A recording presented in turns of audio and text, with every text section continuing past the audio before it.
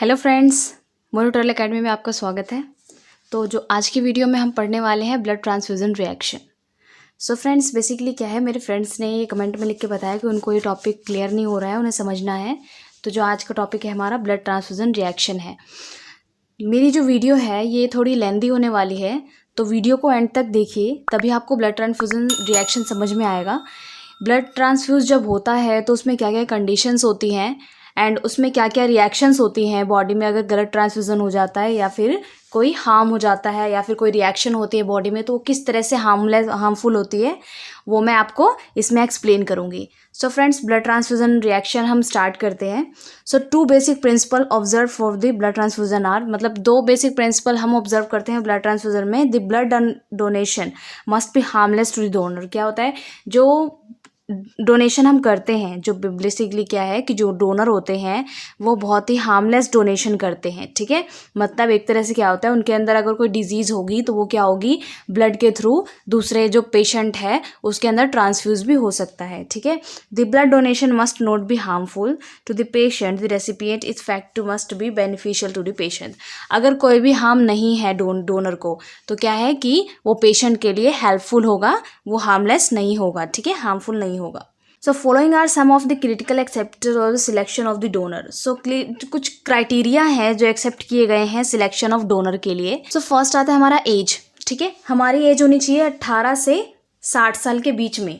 18 से 60 साल के बीच में हम डोनेशन कर सकते हैं। Haemoglobin should not be less than 12.5 ग्राम पर डेसीलीटर। अगर मेल है या फीमेल है, दोनों का हीमोग्लोबिन क्या है, 12.5 ग्राम पर डेसीलीटर से कम नहीं होना चाहिए। इससे ज़्यादा हो सकता है पर कम नहीं होना चाहिए, ठीक है। Interval between donation should be minimum 16 week, यानी टोटल 16 वीक का फर्क होना चाहिए डोनेशन में। अगर आप अभी डोनेशन कर रहे हैं तो 16 वीक बाद, 16 सप्ताह बाद आप डोनेशन कर सकते हैं, उसके बीच में आप डोनेशन नहीं कर सकते।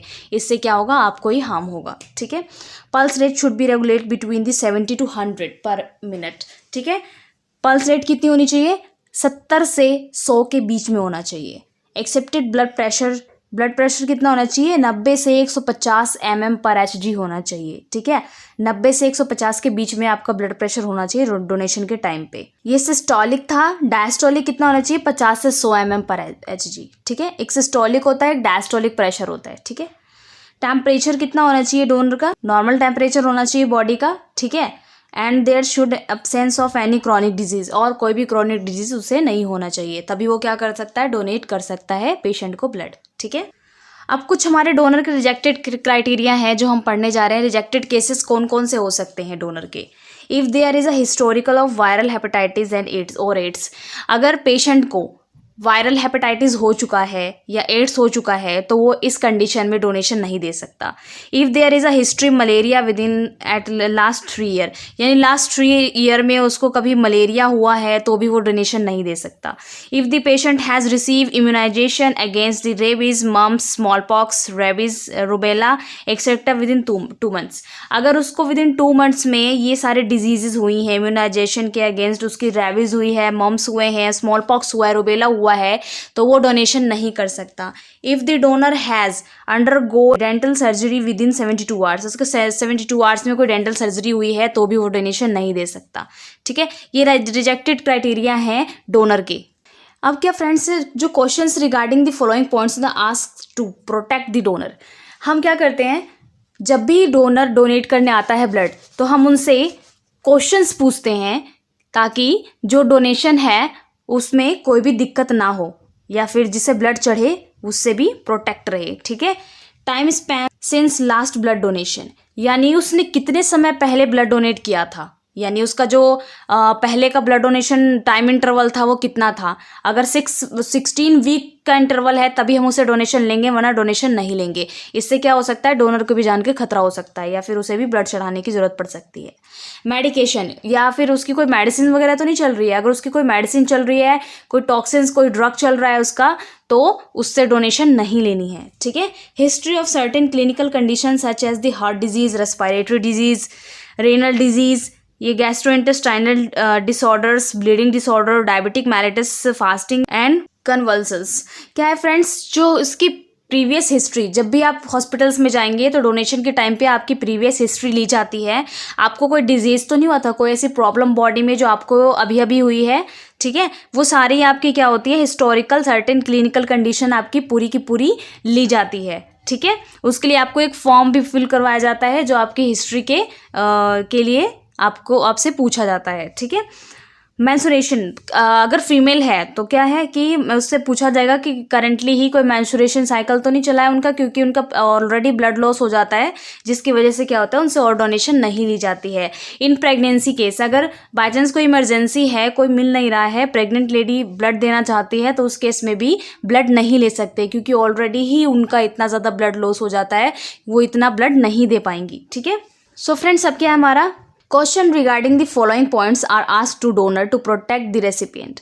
अब क्या है, जो हम कुछ क्वेश्चंस पूछते हैं ताकि जो हमारा रेसिपिएंट है वो डोनर से प्रोटेक्ट रहे, ठीक है। बाय चांस कोई डोनर है जो अपनी हिस्ट्री नहीं बताना चाहता, फिर भी वो डोनेट करना चाहता है, क्योंकि कुछ लोग ऐसे होते हैं जो डोनेशन के टाइम पर अपनी हिस्ट्री नहीं बताते, वो जानना चाहते हैं कि कहीं उनके बॉडी के अंदर कोई इन्फेक्शन तो नहीं है या फिर उन्हें कोई डिजीज़ तो नहीं है, वो जानने के लिए ही डोनेशन करते हैं, ठीक है। कुछ होते हैं जो हेल्प के लिए करते हैं, कुछ होते हैं जो अपनी फैमिली के लिए करते हैं, ठीक है। सो हिस्ट्री ऑफ हेपेटाइटिस की हिस्ट्री लेना बहुत ज़रूरी है, उस कंडीशन में भी डोनेशन नहीं करते अगर उसे हेपेटाइटिस है तो। एक्सपोजर ऑफ हेपेटाइटिस एक्सपोज भी हो सकता है, अगर डोनर ने नहीं बताया है। उस कंडीशन में क्या होता है, अगर बाई चांस इमरजेंसी में ब्लड चढ़ाना हो तो जो पेशेंट है उसको भी हेपेटाइटिस हो सकता है। हिस्ट्री ऑफ मलेरिया की हिस्ट्री भी लेना बहुत ज़रूरी है। History of self injected drug abuse, यानी कोई ड्रग अब्यूज़ कोई इंजेक्टेड तो नहीं किया उसने हाल ही में, तो इससे क्या हो सकता है, ब्लड में सर्कुलेट हो सकता है और वो ब्लड क्या होता है, पेशेंट को ट्रांसफ़र हो सकता है, ठीक है। So transfusion of blood and components in the last 6 month, यानी कोई भी ब्लड कंपोनेंट ट्रांसफ्यूज तो नहीं हुआ है उसकी बॉडी के अंदर जो डोनर है, जिसकी वजह से क्या है, ये रिसेंट इम्यूनाइजेशन और वैक्सीनेशन, कोई इम्यूनाइजेशन या वैक्सीनेशन तो नहीं हुई है इसकी। एक्सपोजर टू इन्फेक्शन डिजीज, कोई इन्फेक्शियस डिजीज तो नहीं हुई थी उसे इन पास्ट 3 मंथ में। हिस्ट्री ऑफ मैलिग्नेंसी की हिस्ट्री है, कैंसर वगैरह तो नहीं था उसको, ठीक है। ये सारी डिटेल्स ली जाती है। सो बेसिकली फ्रेंड्स, जो इसका फिजिकल एग्जामिनेशन है डोनर का, ये है क्या, बेसिकली ब्लड प्रेशर एग्जामिनेशन। मैंने आपको बताया क्राइटेरिया ऑफ डोनर, डोनेशन के लिए क्या क्या क्राइटेरिया होने चाहिए, वैसे ही फिजिकल एग्जामिनेशन होता है डोनर का। जो ब्लड डोनेट करने आया है उसका फिजिकल एग्जामिनेशन किया जाता है लैब के अंदर, ठीक है, लैब हॉस्पिटल्स के अंदर। ब्लड प्रेशर एग्जामिनेशन, उसका ब्लड प्रेशर देखा जाता है, सिस्टोलिक और डायस्टोलिक रेंज देखी जाती है जो हमारा, ठीक है। मैंने आपको अभी बताया कि सिस्टोलिक कितना होना चाहिए, डायस्टोलिक कितना होना चाहिए। An examination of the pulse for rate check the irregularities, यानी जो पल्स रेट है वो इरेगुलर तो नहीं है, वो भी चेक किया जाता है, ठीक है। Examine of conjunctive naval and the oral cavity, उसकी ओरल कैविटी और कंजक्टिव भी चेक किया जाता है, उसको एग्जामिन किया जाता है। Checking of body temperature, patient का बॉडी टेम्परेचर भी देखा जाता है। जो डोनर है, बेसिकली डोनर जो है उसका बॉडी टेम्परेचर भी देखा जाता है कि उसका कितना टेम्परेचर, अगर टेम्परेचर हाई है तो जरूर उसे कोई डिजीज़ है या फिर उसको फीवर है, जिस कंडीशन में वो क्या कर सकता है, ब्लड डोनेट नहीं कर सकता। एग्जामिनेशन ऑफ रेस्पिरेटरी और cardiovascular and nervous system disease भी देखी जाती है, उसको एग्जामिन किया जाता है कि वो ठीक तो है। अगर उसे कोई हार्ट डिजीज़ हुई तो भी उस केस में वो ब्लड डोनेट्स नहीं कर सकता। Collection of blood from the donor, basic requirements, जब हम डोनर का ब्लड कलेक्शन करते हैं, ठीक है, वो सारी क्राइटेरिया उसकी ट्रू होती है या सारी जो उसकी क्राइटेरिया है वो ट्रू है, मतलब उसका जो एज है वो 18 to 60 के बीच में है, उसका पल्स रेट भी ठीक है, उसका जो है उसका बॉडी टेम्परेचर भी ठीक है और उसका सिस्टोलिक डायस्टोलिक भी ठीक है, ठीक है। तो क्या करते हैं हम उस केस में, उसका कलेक्शन हम लेते हैं पेशेंट का, डोनर का, ठीक है, पेशेंट के लिए। तो अब हम क्या कर रहे हैं कि ब्लड कलेक्शन के लिए जो डोनर है उसकी बेसिक सी रिक्वायरमेंट जो होती है हम उसको पढ़ने जा रहे हैं। So before the collection of blood it is necessary to fill the form of the include the following data of the donor। हम जो भी डाटा ले रहे हैं डोनर से उसे हम एक फॉर्म पे फिल करवाते हैं एंड देन डोनर का साइन भी लेते हैं, ठीक है, ताकि वो बाद में ये ना कहे कि आपने मुझसे ये फिल नहीं करवाया था या फिर मैंने ये फिल नहीं किया है, ठीक है। ठीक है। Name, age, sex, address, date of donation, ये सारी चीज़ें हम उससे फिल करवाते हैं। And consent of the donor from the blood donation, signature of the donor, signature of the donor बहुत इंपॉर्टेंट है, उससे हर चीज़ फिल करवानी है, उसकी कोई प्रीवियस हिस्ट्री तो नहीं है, ठीक है। So blood collection room should be, अब हम क्या करते हैं, उसे कलेक्शन के लिए ब्लड कलेक्शन रूम में लेकर जाते हैं डोनर को, प्रेफरेबली एयर कंडीशनर, ठीक है। जो जहाँ पर डोनेशन होती है वो फुल्ली एयर कंडीशन होना चाहिए, ताकि पेशेंट को, जो डोनेट करने आया है, डोनर को कोई भी प्रॉब्लम नहीं होनी चाहिए। विद इन एडुकेट लिंगिंग, ठीक है, एडुकेट लिंगिंग पोजीशन में होना चाहिए। द क्लीन फ्लोर्स बिल्कुल क्लीन होने चाहिए। विद एडुकेट कैशनिक बैट्स और tables attach with arms rest, okay. एक आपने देखा होगा कि जहाँ पर डोनेशन होती है, बेसिकली आप हॉस्पिटल्स में देखेंगे तो जो सिटिंग अरेंजमेंट होती है बहुत ही रिलैक्सेबल होती है, बहुत ही ज़्यादा रिलैक्स होता है उसके ऊपर, ताकि वो पेशेंट लेट कर आराम से ब्लड दे सके, उसे चक्कर ना आए, ठीक है। With a bedside intravenous drip stand, ठीक है।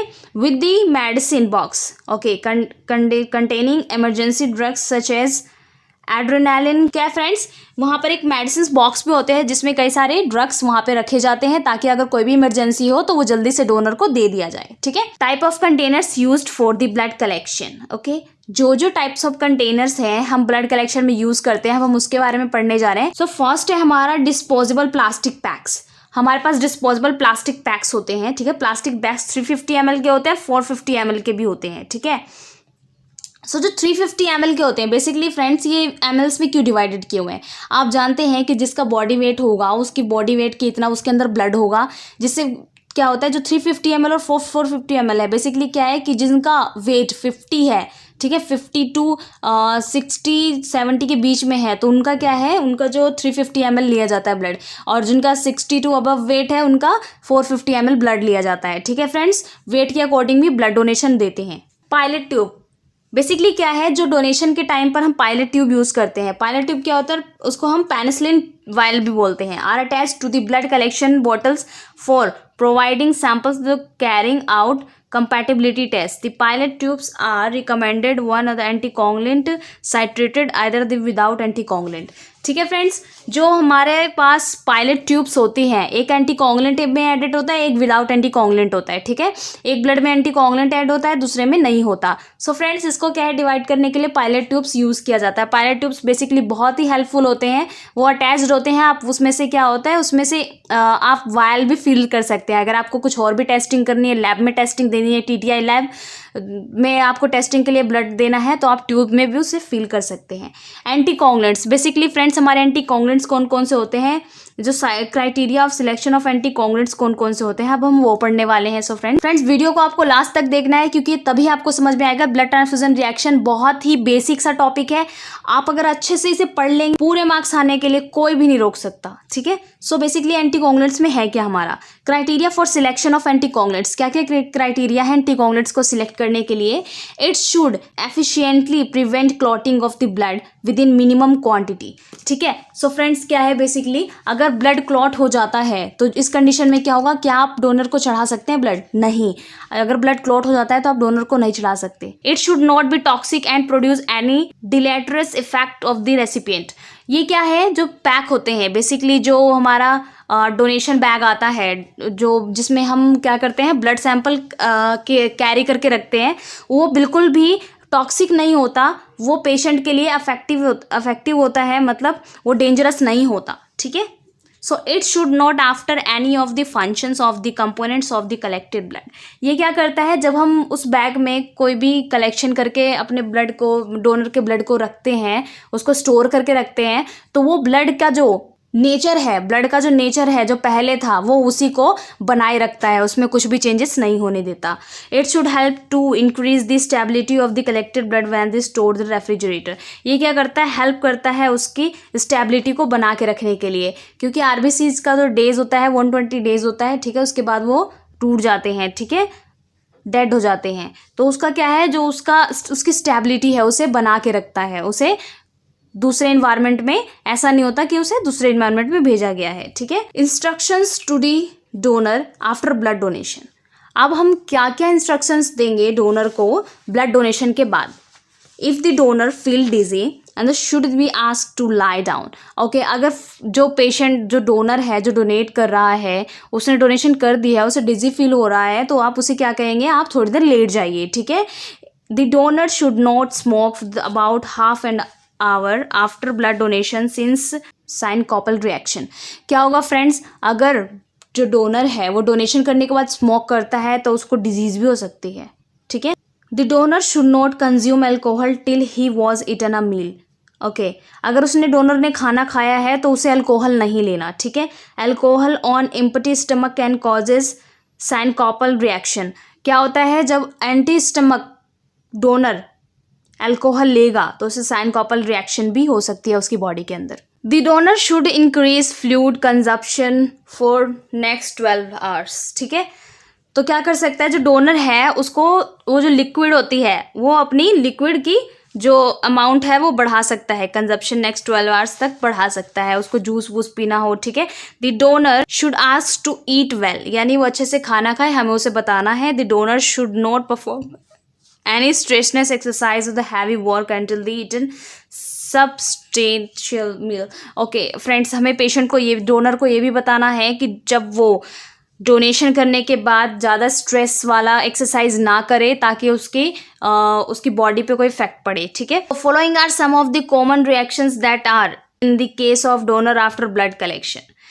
कुछ जो है रिएक्शंस हो सकती हैं डोनेशन देने के बाद, डोनर्स के अंदर बेसिकली देखा जाता है ये रिएक्शन। सो क्या क्या है ये, वोमिटिंग है, बेसिक सी बात है, अगर कोई पेशेंट डोनेशन दे रहा है वो पहले से ही उस कंडीशन में नहीं था तो उसे वोमिट भी आ सकती है, ठीक है। न्यूरोजेनिक शॉक भी लग सकता है पेशेंट को, जो डोनर है उसको न्यूरोजेनिक शॉक भी आ सकता है। लोकल रिएक्शन भी हो सकती है उसकी बॉडी के अंदर। हेमाटोमा भी हो सकता है क्योंकि उस टाइम पे वो क्या है, ब्लड डोनेशन कर रहा है, काफ़ी मोटी नीडल अंदर जाती है वेन के, तो उसको हेमाटोमा भी होने के चांसेस होते हैं। Pen eight when puncture site, जहाँ पर पंचर हुआ है, जहाँ पर नीडल लगी है वहाँ पर पेन भी हो सकता है क्योंकि नीडल काफ़ी मोटी होती है, वो वेन के अंदर इंजेक्ट होती है, काफ़ी टाइम बाद निकलती है, जब डोनेशन हो जाता है तो वहाँ पर पेन होना भी जाहिर सी बात है। So friends, storage of blood. अब हमने डोनेशन ले ली है, अब हम ब्लड को किस तरह से डोनेट करेंगे, ये सारा हमारा ब्लड ट्रांसफ्यूज़न में रिलेटेड है। हम जितना भी पढ़ रहे हैं ये सब ब्लड ट्रांसफ्यूज़न में आता है। सो एक एक स्टेप आपको ध्यान होना चाहिए कि बेसिकली हम कर क्या रहे हैं, ब्लड ट्रांसफ्यूज़न किस तरह से हो रहा है। सो जो स्टोरेज ऑफ ब्लड है वो कैसे करेंगे, स्टोर कैसे करेंगे ब्लड को।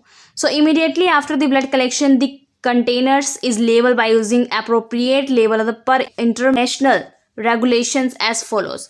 जो इंटरनेशनल रेगुलेशन है उसको फॉलो करना है, अच्छे से लेबल करना है हमें उस बैग को जिसमें हमने डोनर का ब्लड सैंपल रखा है, उसको हमें अच्छे से लेबल करना है, उसके ब्लड ग्रुप वगैरह उसका सारी डिटेल लिखनी है उस पर, ताकि अगर कोई भी हिस्ट्री निकलती है उसकी तो हम पेशेंट को इन्फॉर्म कर सके, ठीक है, या फिर हम डोनर को इन्फॉर्म कर सके कि हाँ ये चीज़ है, ठीक है।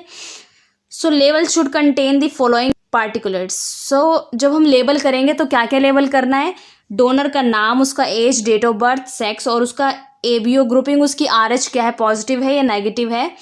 Any other antigen antibody if present, अगर कोई एंटीजन एंटीबॉडी प्रेजेंट है तो वो भी मेंशन करना है। डेट मेंशन करनी है, टाइम ऑफ कलेक्शन मेंशन करना है, date and time for test such as HIV, hepatitis B etcetera. अगर उसकी हेपेटाइटिस टेस्ट लगी है और HIV टेस्ट लगा है तो वो भी डेट मेंशन करना है। डेट ऑफ एक्सपायरी, उसकी डेट ऑफ एक्सपायरी कितनी होगी। सो फ्रेंड्स, जो RBC की जो लाइफ स्पैन है, WBC की लाइफ स्पैन है, प्लेटलेट की लाइफ स्पैन है, उस पर मेंशन की जाती है कितने टाइम पे वो ब्लड एक्सपायर हो जाएगा, उससे पहले उसको यूज़ करना है, ठीक है, उस बैग को यूज़ करना है किसी पेशेंट के लिए। सो फ्रेंड्स, अब क्या है, जो ब्लड ट्रांसफ्यूज़न हो रहा है पेशेंट के अंदर, ठीक है, जो पेशेंट जिसको ब्लड की ज़रूरत थी, डोनर ने तो अपना काम कर दिया, डोनेशन दे दी, अब क्या है, वो ब्लड ट्रांसफ्यूज हो रहा है, ठीक है, पेशेंट के अंदर। तो क्या क्या रिएक्शन हो सकती है अब हम वो पढ़ने वाले हैं। So blood collected from the transfusion can proceed following hazardous reaction if it is not properly screened, type of the cross matched. Okay friends अब क्या होगा, जो ब्लड कलेक्ट हुआ है डोनर से वो जाता है क्रॉस मैच के लिए। क्रॉस मैच मैंने आप वीडियो बना रखी है क्रॉस मैच की, मेजर और माइनर की, प्लीज़ आप उसे देख लीजिएगा, उसमें बहुत अच्छे तरीके से समझा रखा है मेजर और minor cross match. So major और माइनर क्रॉस मैच लगता है, इसमें पता चलता है कि पेशेंट का ब्लड ग्रुप क्या है। मान लीजिए, सपोज कीजिए वो ट्रांसफ्यूजन जो हुई है कहीं पर स्क्रीनिंग में, मतलब जो स्क्रीन हुआ है, टेस्टिंग लगी है, वो प्रॉपर तरीके से नहीं हुई है, तो उस केस में क्या क्या हजार्ड्स हो सकते हैं, उसमें रिएक्शन क्या क्या हो सकती है ब्लड ट्रांसफ्यूजन में पेशेंट के अंदर, वो हम पढ़ने वाले हैं। सो इम्यूनोलॉजिकल रिएक्शन ड्यू टू, अब क्या है, ब्लड चढ़ चुका है पेशेंट को, उसके अंदर जो इम्यूनोलॉजिकल रिएक्शन होगी वो क्या क्या होगी, रेड सेल इनकम्पैटिबिलिटी, क्या होगा कि जो एंटीजन एंटीबॉडी रिएक्शन स्टार्ट हो जाएगी, व्हाइट सेल इनकम्पैटिबिलिटी होगी, प्लेटलेट इनकम्पैटिबिलिटी होगी, प्लाज्मा इनकम्पैटिबिलिटी होगी, ठीक है।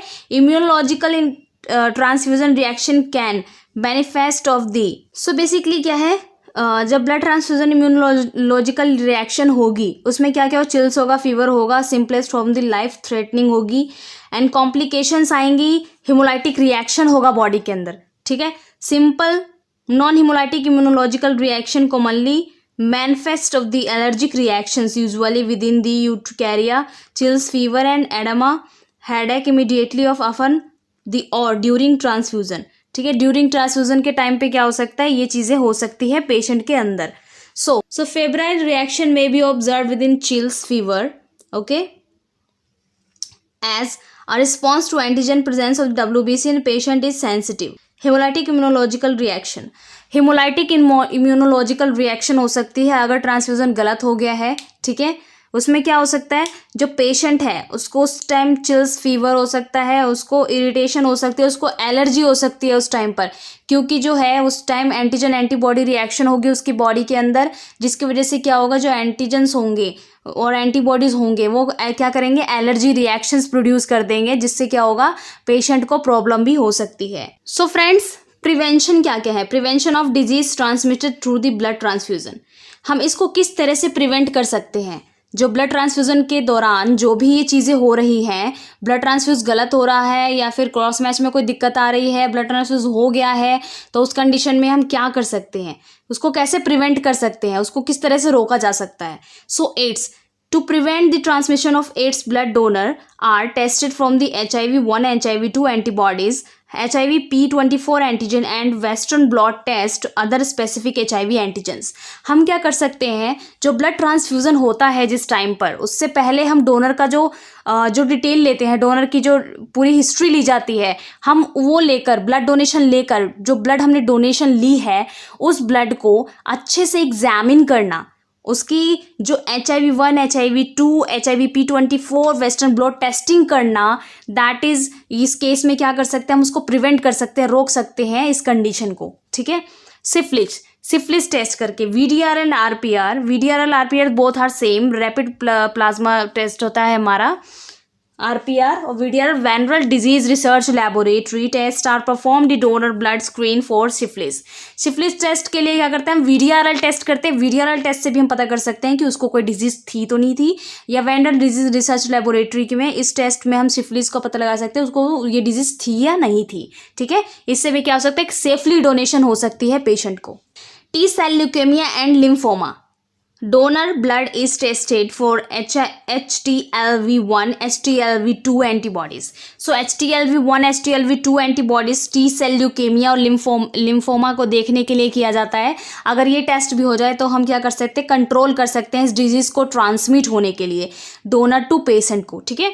सो साइटोमेगालो वायरस को शॉर्ट फॉर्म में CMV भी कहते हैं। साइटोमेगालो वायरस में क्या होता है, some negative seronegative antibody negative cellular blood products are indicate the CMV।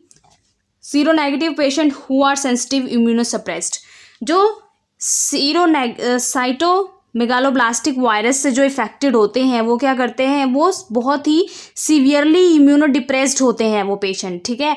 जिससे अगर उनका ब्लड चढ़ जाता है तो क्या होता है, वो भी इम्यूनोडिप्रेस्ड हो जाते हैं, जिसकी वजह से क्या होता है, उनकी बॉडी के अंदर रिएक्शन से स्टार्ट हो जाती हैं और वो सेफली नहीं होता, ठीक है फ्रेंड्स। सो बेसिकली हमारा ब्लड ट्रांसफ्यूजन रिएक्शन के अंदर हमारा इतना ही था। सो अगर आपको कुछ भी इसमें डाउट हो तो आप मुझे कमेंट बॉक्स में पूछ सकते हैं।